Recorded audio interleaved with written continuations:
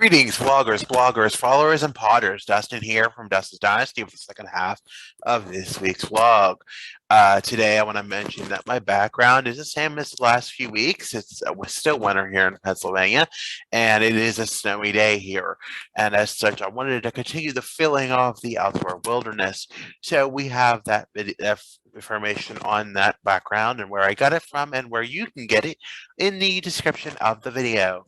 Today, we're going to continue on with more about relationships, and since I segued into bringing how to connect people online, we're going to talk about friendships and relationships. We're going to continue into our Forging Friendship series that we took a little hiatus from over Christmas.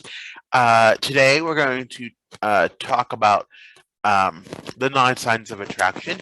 Now, originally, I had planned to do attraction and rejection in the same video, but because of length and because of the differentiation in the two, I have decided to do just attraction today.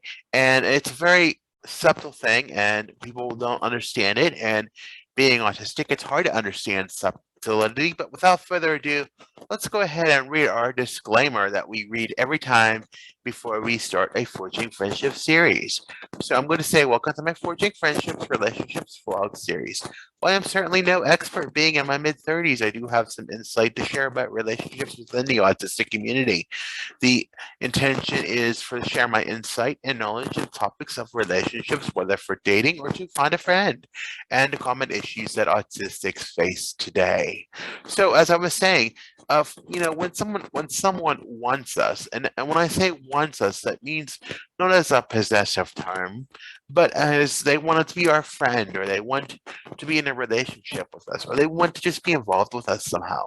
And sometimes that when we're autistic, that feeling, that knowledge, and that skill, or that move comes very subtle to us, and we don't understand it. It's hard for us to read it. We don't understand it. We don't understand when people are interested in us. It's very hard to get. You have to be very keen on it to get when somebody wants to communicate with us, and it could be, sometimes people do want to talk to us and they want to be our friends, and they do some things like initiate conversation or start topics, or just try to be nice. And sometimes we get scared, and sometimes we get, we don't want to be a friend, and it's kind of hard. And for me to say I'm 36, and I'm actually starting to get the idea that there are people who are interested in me and want to be my friend. And as I said in the last vlog about social media, how my connections, that was part of the way, that I learned to, that there's people out there that really care and are really truly honest. So and there's also people you shouldn't be around, but it's a good and a bad thing, like I said. But today we're going to mostly focus on, in this video, about wanting or attraction, or so you've probably shared these feelings, like when you've lost someone, or when somebody's rejected you, because we as autistics, we want friends. I want a friend. I like friends. I've now liked friends more than ever. And to say that at 36 and a half, that's a big statement for me. There was a time for many years, even into my 20s, that I didn't want friends. I just wanted to come home and hide and not do anything. Now, like I say, I've talked to several friends, even today, as being independent as I am, it's what gets me through the day sometimes. And it hurts initially when somebody rejects us, but we'll get over it. And without withholding your feelings, only to find out later that someone liked you too, and they didn't act at the its attention, and it fizzles. And there's nothing worse than a missed opportunity. I can tell you the numerous opportunities that were missed by me, and I still feel bad about them today. And even 15, 20 years later, there's many friends who reached out, would have been better, and would have been different if, things would have happened. But, things are what they are, and you learn from your mistakes. You move on. But recognizing the signs of attraction, or figuring out the signs, isn't always easy. Sometimes you think you're getting a vibe from someone when they're just being friendly, and being friendly is okay because you can always have so many friends. It's always good to have as many friends as you can have. My parents always say that you should be a friend to someone, and likewise they should be a friend to you, and it should be good. And you may completely miss the fact that someone's trying to just get to know you and get closer to you. So here's some things that I've learned. I've gotten some of this stuff from online research, but also I've pulled some insight into this because I've known this, and it's not that it's easy. It's just it's not easy. I just want to say that, preface that by saying it's not easy when someone trying to be a friend with you and you're not getting it, because you feel like crap after you have noticed that. So the first one is feeling physical contact. And I can say, given 15, 20 years ago, I would hate physical contact. I hated it. It was the worst feeling in the world. When somebody touched me, just that feeling of them touching on my skin was the worst feeling ever. And I never felt totally comfortable. Some enjoy it. And some are sensory seekers, some are sensory avoiders.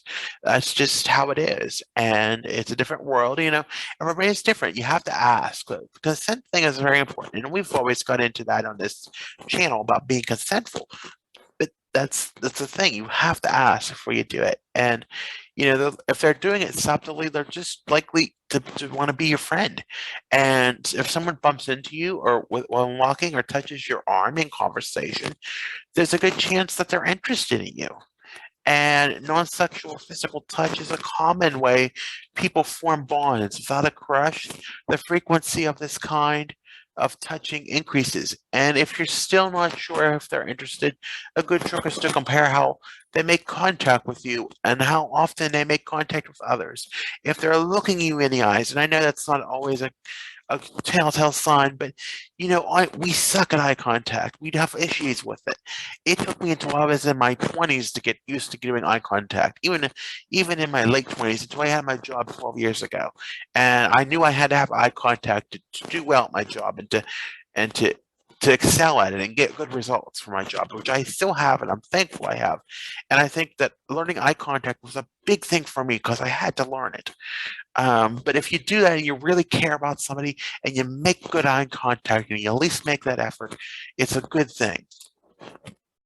It's good. It's a good indication. Next one is constant communication. People are social creatures, and we spend our time connecting, and we want friends too. Autistic people want friends, so just as much as our neurotypical peers. And if they contact you via text or chats with you up in person, they enjoy being around you. They want to be your friend. And likewise, I hope that you as well want to have a friend or somebody you can share your interest or share, something that you can relate to, because it's very important to have a connection. It's how things get done. It's how the world moves. Plain simple. It's just how it is. And when you're attracted to someone, it's hard to stop thinking about them. I can say that myself. There are times when I feel like I'm so into that person, or so I think about what they're doing or how they're doing, or maybe just want to reach out to them and see how they're doing. So it took me a long time to realize, sometimes it takes my part too to make sure that reach out to somebody to make sure that they're okay, or if they need anything or how they're doing. It's just to do those just a simple, hey, how you doing? Checking in on you today. That's a big thing. You know, it's hard to start. Constant contact with someone is a way to scratch that.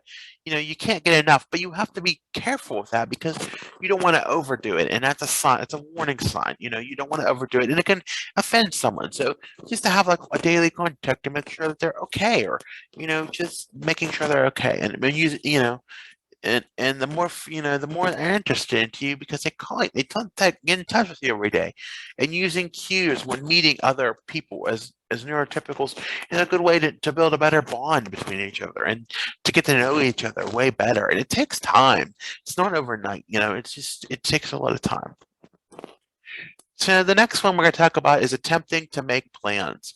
And so does it seem that when you're saying we should hang out or we should do something, it's a very good sign that, somebody has feelings for you or they just want to get to know you more.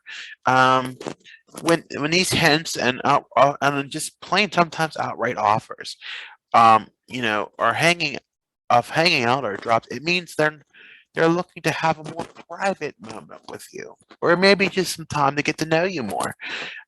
Take them up on these offers to see how things will go. It isn't easy for autistics to always, be in person with someone, or just to be in a group of friends. But it gets easier as time goes on, and it's best to accept it because many times it takes a lot of courage, especially if that person is autistic that asks the ones to hang out with you.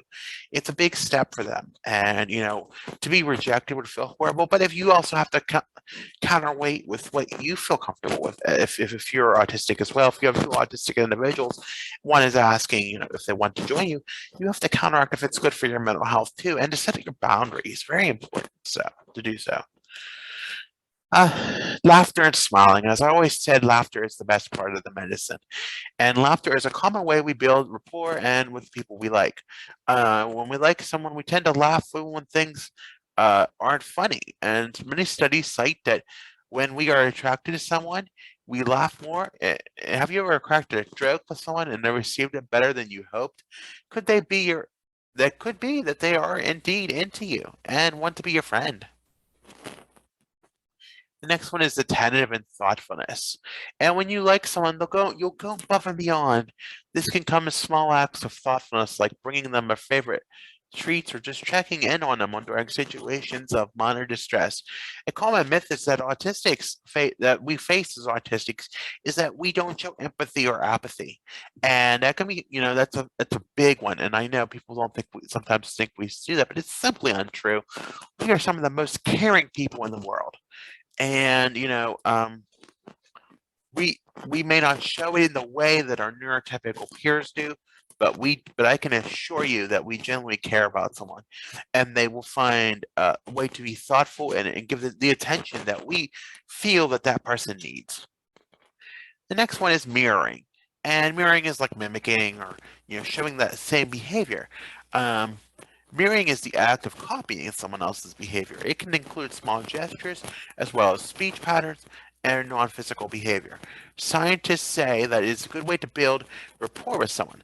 This sign might slip under the radar if you're not careful. So pay attention. Are they following suit after you scratch your ears? What about you just snorted? If the answer is yes, it may be a time to make your move. Number 7, asking a lot of questions. When we're interested in a subject, we ask a lot of questions. When we are interested in someone, we ask a lot of questions too. If the crush or a friend isn't you, they will want to get to know you. Conversation is the best way to get to know someone, and questions are the best ways to keep friends and going a conversation to show interest in someone. That is no further from the truth. If you want to get to know someone, get to know them, and I might tell you. They'll tell you too much, maybe, but we'll tell you. The next one is kind of a physical thing. They point their body towards you because, hey, we don't always show eye contact to everybody as autistics. Body language is one of the best indicators of a person's feelings towards you. It is good etiquette to turn your body towards the person when you are speaking with them. And it's the same as flirting. If the body is facing you during conversations, you'll be caught in their interest. The last one is removing barriers. This is pretty interesting. According to recent studies, if your friend or relations is attracted to you, they'll remove barriers you're spending time together. Now, these aren't actual barriers, but rather they're symbolic ones. They'll make coffee cups, purses, cell phones, or other things that clutter the space between you and your conversations disappear. If they remove these items, it's a good idea they have interest in you. So with that being said, these are some of the most common signs of attraction, and that may be helpful to make a move when the other person is interested. Remember that these signs are not a definite communications of interest, and that you'll have time and context when you use your best judgment if all these uh, variables are taken in together with attraction. So I just want to thank you for listening today, and we'll be going on rejection next week. So in the next video of the Forging Friendship series, and hopefully a new background. But I want to thank you for listening. As always, be sure to tap that like if you want to like that video. If you want to hear more, if you want to be sure to follow my other content, tap subscribe on the subscribe button. Be sure to tap the notification bell when new content is released. Be sure to like me on Facebook, Instagram, Twitter at Dustin's Dynasty, on the web at dustinsdynastyusa.com. If you can follow me on Pinterest and TikTok at Dustin's Dynasty ASD. And this vlog will be transcribed into a podcast and will be available on Spotify and many other platforms at Dustin's Dynasty. I want to thank you again for listening and have a good day now.